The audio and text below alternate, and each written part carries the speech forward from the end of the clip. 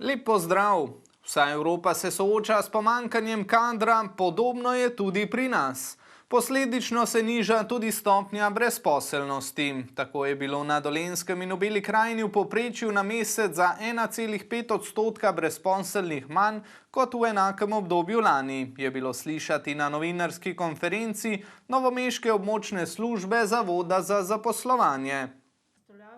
Konec marca je bilo na območju novomeške službe registriranih 2642 brezposelnih oseb, to je za 5,2% manj kot marca lani.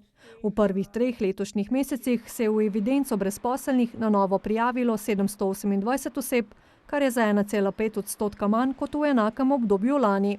Stopnja registrirane brezposelnosti v januarju je bila 5,2%, je enako kot je na slovenskem nivoju. Različna je seveda po naših uradih za delo, še vedno v Beli krajini višja kot v Novem mestu in v Trebnjem. V Trebnjem je celo najnižje, 3,1%. V prvih 3 letošnjih mesecih so prejeli skoraj 1700 prostih delovnih mest. Največ povpraševanja je v predelovalnih dejavnostih, zdravstvu, sociali, trgovini, gostinstvu, transportu in čiščenju. Med poklici je največ povpraševanja po delavcih za preprosta dela in klasika, tako kot vedno, od zdravnikov, učiteljev, vzgojiteljev predšolskih otrok do gostilcev, trgovcev. Skratka, rečemo lahko, da vsi ti poklici so tudi tisti, za katere primanjkuje kadra. Neskladja med ponudbo in povpraševanjem na trgu dela odpravljajo z ukrepi aktivne politike zaposlovanja, v okviru katerih brezposelni z različnimi programi pridobijo dodatna znanja, veščine in kompetence.